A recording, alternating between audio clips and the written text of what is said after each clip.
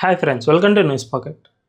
పాకిస్తాన్ మాజీ ప్రధానమంత్రి ఇమ్రాన్ ఖాన్ ఇప్పుడు బతికున్నాడా చనిపోయాడా అనే అనుమానం ఆ దేశంలో అందరినీ కలిచివేస్తోంది. ఎందుకంటే ప్రస్తుతం ఇమ్రాన్ ఖాన్ను ఏ జైల్లో అయితే ఉంచారో ఆ అడియాలా జైలు ఎదుట పీటీఐ కార్యకర్తలు పెద్ద ఎత్తున అక్కడ వచ్చి నిరసనలు తెలుపుతూ ఉన్నారు. ఇమ్రాన్ ఖాన్ బతికున్నాడా లేదా మాకు చూపించాల్సిందే, మీరు ఆయన్ను ఎవరికి చూపించకుండా ఎన్నాళ్ళని దాచిపెడతారు అంటూ పాకిస్తాన్ ప్రభుత్వాన్ని ప్రశ్నిస్తూ ఉన్నారు.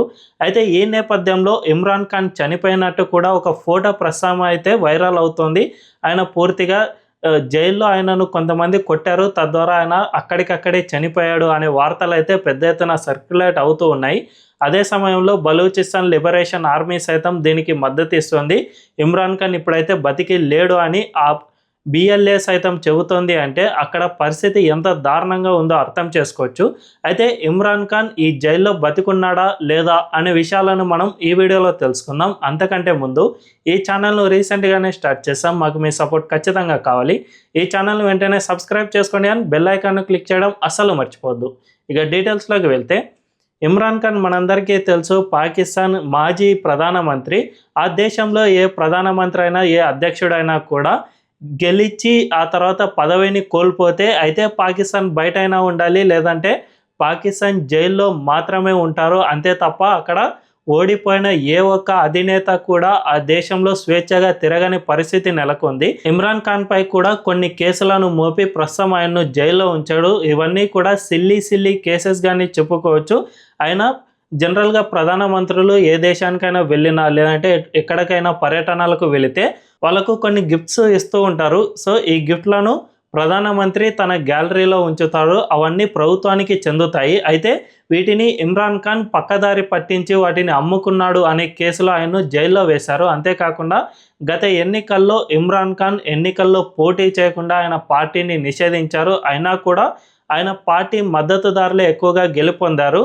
కానీ ఆర్మీ ఇమ్రాన్ ఖాన్ను పక్కకు తప్పించి షాబాజ్ షరీఫ్ను ప్రధానమంత్రిగా చేయడం చూస్తూ ఉంటే అక్కడ ప్రజాస్వామ్యం అనేది ఎంత అపహాస్యం పాలవుతుందో అర్థం చేసుకోవచ్చు. ప్రస్తుతానికైతే ఇమ్రాన్ ఖాన్ జైల్లో అయితే ఉన్నాడు. అయితే గత కొన్ని రోజులుగా ఆయనకు సంబంధించి అనేక వార్తలు బయటికి వస్తూ ఉన్నాయి. 2023 ఆగస్టులో నుంచి ఆయన ఆ అడియాలా జైల్లో ఉన్నారు. అయితే ఈ ఏడాది మార్చిలో ఇమ్రాన్ ఖాన్ పాకిస్తాన్ సుప్రీంకోర్టుకు ఒక పిటిషన్ను దాఖలు చేశారు. అందులో తనను ఈ జైల్లో ఫిజికల్గాను మెంటల్గాను హెరాస్ చేస్తూ ఉన్నారు, నన్ను పదే కొడుతూ ఉన్నారు అండ్ నా మెంటల్ పవర్ మొత్తం కోల్పోయే విధంగా వాళ్ళు ప్రయత్నాలు చేస్తూ ఉన్నారు అని ఒక పిటిషన్ ద్వారా తేల్చి చెప్పారు. దీన్ని పాకిస్తాన్ ప్రభుత్వం సైతం పాక్షికంగా అంగీకరించింది. అంటే ఆయన కొట్టడం అనేది చేయలేదు, కానీ ఫిజికల్ హరాస్మెంట్ పాక్షికంగా ఆ జైల్లో జరిగింది. సో దీనిపై మేము చర్యలు తీసుకుంటామని సుప్రీంకోర్టుకు చెప్పి చేతులు దులుపుకుంది. దీన్ని బట్టి చూసుకుంటే ఆ జైల్లో నిజంగానే పాకిస్తాన్ ప్రభుత్వం ఇమ్రాన్ ఖాన్ను ఫిజికల్గా అండ్ మెంటల్గా హరాస్ చేసినట్లు స్పష్టంగా అర్థమవుతోంది. దీంతోపాటు ఆ తర్వాత కొద్ది రోజుల తర్వాత ఇమ్రాన్ ఖాన్పై రేప్ అటెంప్ట్ జరిగిందని కూడా వార్తలు వచ్చాయి. అయితే దీన్ని పాకిస్తాన్ ప్రభుత్వం ఎక్కడా కూడా కొట్టిపారేయలేదు. ఈ వార్తలు నిజమా ఫేకా అనే విషయాన్ని ఎక్కడా కూడా బయట పెట్టలేదు. దీన్ని బట్టి చూసుకున్నా కూడా ఒకవేళ అందులో తప్పు ఉంటే ఖచ్చితంగా దాన్ని ఖండిస్తాయి అన్ని ప్రభుత్వాలు. అసలు ఇలాంటిది ఏమీ జరగలేదు, మీరు ఏ విధంగా ఇలాంటి ఫేక్ న్యూస్ స్ప్రెడ్ చేస్తూ ఉన్నారు, మీపై చర్యలు తీసుకుంటాం అనే విధంగా ప్రభుత్వాలు స్పందిస్తాయి. కానీ ఇమ్రాన్ ఖాన్ పై జరిగిన ఈ రేప్ అటెంప్ట్ పై మాత్రం పాకిస్తాన్ ప్రభుత్వం అస్సలు స్పందించలేదు. ఇందులో కూడా అనేక అనుమానాలు వ్యక్తమవుతూ ఉన్నాయి. దీంతోపాటు రీసెంట్గా ఆయనపై పెద్ద ఎత్తున జైల్లో కొంతమంది దుండగులు దాడి చేశారు. తద్వారా ఆయన స్పృహ కోల్పోయి అక్కడికక్కడే ప్రాణాలు కోల్పోయారు అనే వార్తలు సైతం వస్తూ ఉన్నాయి. దీన్ని బలపరిచే విధంగా కొన్ని అనుబంధ వార్తలు సైతం కొన్ని ఉన్నాయి. అవేమిటంటే, గత నెల రోజులుగా ఇమ్రాన్ ఖాన్ను కలవడానికి ఆయన కుటుంబీకులను ఎవరిని కూడా జైలు లోపలికి అనుమతించలేదు. ప్రస్తుతానికైతే ఆయన విఐపి ఖైదీగా ఉన్నారు కాబట్టి ఎప్పుడు కావాలంటే అప్పుడు ఆయన కుటుంబీకులు కలవడానికి అండ్ ఇంటి ఫుడ్ను తినడానికి ఆయనకు వసతులు కల్పిస్తారు. కానీ గత నెల రోజులుగా ఏ ఒక్క కుటుంబ సభ్యులను కలవడానికి అనుమతించలేదు. అంటే ఇక్కడే ఏదో అనుమానం రేకెత్తుతోంది.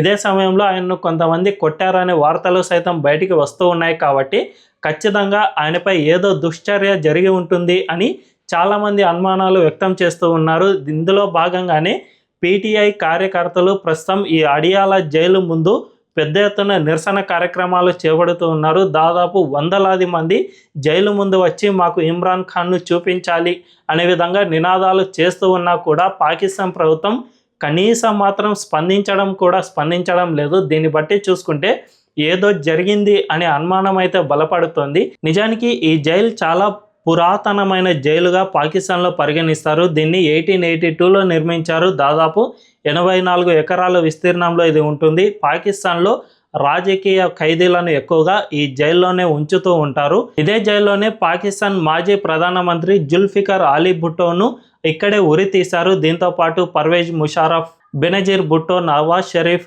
అండ్ పంజాబ్ మాజీ గవర్నర్ అయిన ముంతాజ్ ఖాజ్రీ ఇలాంటి అతిపెద్ద రాజకీయ నాయకులను కూడా ఇక్కడే బంధించారు. అయితే ఇందులో ఎందుకు ఈ విధంగా రాజకీయ ఖైదీలను ఈ జైల్లోనే ఎక్కువగా ఉంచుతారు అంటే ముఖ్యంగా పాకిస్తాన్ నిఘా సంస్థ అయిన ఐఎస్ఐ ప్రధాన కార్యాలయం రావల్పిండిలోనే ఉంటుంది. ఈ రావల్పిండిలోనే ఈ అడియాల జైలు సైతం ఉంటుంది. కాబట్టి ఈ జైలుపై ఎక్కువగా ఐఎస్ఐ నిఘా అనునిత్యం ఉంటుంది అనే చెప్పుకోవచ్చు. ఎందుకంటే ఇక్కడ ప్రధానమైన రాజకీయ నాయకుల బ్యారక్లు సైతం ఉంటాయి. కాబట్టి ఖచ్చితంగా అక్కడ ఏమేం జరుగుతున్నాయి అనే దానిపై నిఘా ఉంచడానికి కూడా ఐసిస్కు వీలుగా ఉంటుంది. కాబట్టి ఈ జైల్లోనే ఎక్కువగా రాజకీయ ఖైదీలను ఉంచుతారు. దీంతో పాటు ఐసిస్ అక్కడ ప్రధాన కేంద్రంగా పనిచేస్తుంది. కాబట్టి ఖచ్చితంగా ఈ ఇమ్రాన్ ఖాన్ను అంతమొందించడానికి కూడా ఏదైనా కుట్ర పన్నిందా అనే అనుమానాలు అయితే వ్యక్తమవుతూ ఉన్నాయి.